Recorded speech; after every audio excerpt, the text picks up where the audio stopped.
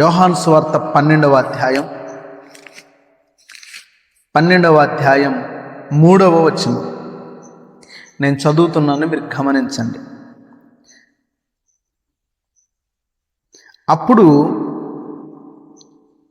మరియా మిక్కిలి విలువగల అచ్చ జటమాంసి అత్తరు ఒక సేరున్నర ఎత్తు తీసుకొని యేసు పాదములకు పూసి తన వెంట్రుకలతో ఆయన పాదములు తుడిచెను. ప్రియులారా, ఈ సందర్భం మీకు తెలిసిందే. ఇప్పుడు నేను చెప్పే ఏమీ కూడా క్రొత్తమేమీ కాదు, ఎవరి చెప్పనమేమీ కాదు. గొప్ప గొప్పవారు, గొప్ప గొప్ప పండితులు, గొప్ప గొప్ప ప్రసంగికులు ఆల్రెడీ మీకు చెప్పినవి ఇవేం కొత్తమేం కాదు. మనం ఎప్పటికప్పుడు నింపబడుతూనే ఉండాలి. అయితే ప్రియులారా, ఈ సందర్భం ఏంటంటే యేసుక్రీస్తు వారు భోజనానికి కూర్చున్నారు. శిష్యులందరూ ఇట్లాగా వరుసగా ఇట్లా లైన్గా కూర్చొని ఉన్నారు. అప్పుడు ఈమె ఒక అత్తరు సీస, మంచి సువాసన వెదజల్లే అత్తరు సీస తీసుకొని పగలగొట్టి యేసయ్య పాదాల మీద పోసి తన కురులతో తుడిచినట్లుగా మనం చాలాసార్లు చదివాం. అక్కడ అంతమంది మగోళ్ళు ఉన్నారు. వారి మధ్యలో యేసయ్య పాదాలు పట్టుకున్న ఒక స్త్రీ. ప్రియులారా, యేసయ్య పాదాలు చూడగానే ఆమెకు ముద్దాడాలనిపించింది. యేసయ్య పాదాలు చూడంగానే కన్నీళ్లతో తడపాలనిపించింది. యేసయ్య పాదాలు చూడంగానే ఏ విలువైనది కూడా ఆయన పాదాల చెంత తక్కువే అని తలంచింది. ఆమె ఎవరో చెబితే నేను పండితులు, గొప్పవారు, ప్రసంగికులు చెప్పినప్పుడు విన్నాను. 1 సంవత్సరపు సంపాదనతో ఆమె అత్తరు సీస తీసుకొచ్చినట్లుగా చెబుతూ ఉంటారు. అంత కాస్ట్లీ అత్తర్ని తీసుకొచ్చి యేసయ్య పాదాల దగ్గర పోసేసింది.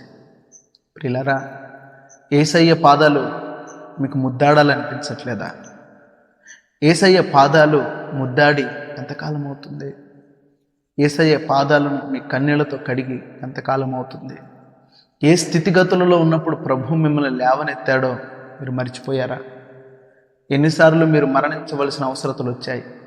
ఎన్నిసార్లు మీరు అప్పుల బాధతో చనిపోవాల్సిన పరిస్థితులు వచ్చాయి? ఎన్నిసార్లు ప్రభు మిమ్మల్ని చేరదీసుంటాడో ఒక్కసారి మీరు జ్ఞాపకం తెచ్చుకోనండి. కృతజ్ఞతతో ఆయన పాదాల యొద్దకు రండి. ఈ స్త్రీ యేసయ్య పాదాలు చూసి అంతమంది మధ్యలో యేసయ్య పాదాలను ముద్దాడింది. అప్పుడు ఆ చుట్టుపక్కల ఉన్న శిష్యులలో ఇస్కరియోతు యూదా అనే శిష్యుడు ఏమంటాడంటే, ఎందుకని ఇంతలో కాస్ట్లీ దాన్ని అలా పాడు చేసేసావు, అమ్మేసి పేదలకు ఇస్తే బాగుండేది కదా అని చెప్పని కొంచెం మాట్లాడినప్పుడు ప్రభు అప్పుడు ఆమెను వెనకేసుకొస్తూ మాట్లాడతాడు. వారందరి శిష్యులందరి మధ్యలో ఆ పని ఎవరైతే చేశారో ఆ స్త్రీని వెనకేసుకొస్తూ మాట్లాడతారు.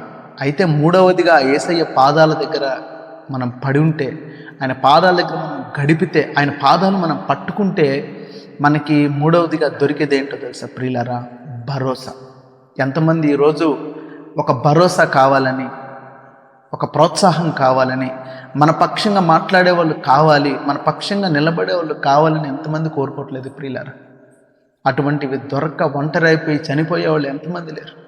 నా వారు ఉండి కూడా నాకు సహాయం చేయలేకపోతున్నారు, నాకు ఎంతమంది ఉండి కూడా నేను ఇట్లా అయిపోతున్నానని తమలో తాము కృంగి చనిపోయేవాళ్ళు ఎంతమంది లేరు? ఎంతమంది పిచ్చివాళ్ళు అయిపోవట్లేదు ప్రియులారా? కానీ ఈరోజు నీవు అలా పిచ్చిదాని అయిపోవటం, పిచ్చివాడు అయిపోవటం, ఒంటరి అయిపోవటం, చనిపోవటం యేసయ్యకి ఇష్టం లేదు. అందుకనే ప్రభు భరోసా ఇవ్వడానికి నేను పిలుస్తున్నాడు. ఏమన్నా తెలిసిన, నీవు నా పాదాల యొద్దకు రా. ఆ స్త్రీకి ఇచ్చిన భరోసా ప్రభు ఈరోజు నీకు కూడా ఇవ్వబోతున్నాడు. ప్రభు నామానికి మహిమ కలుగునుగాక.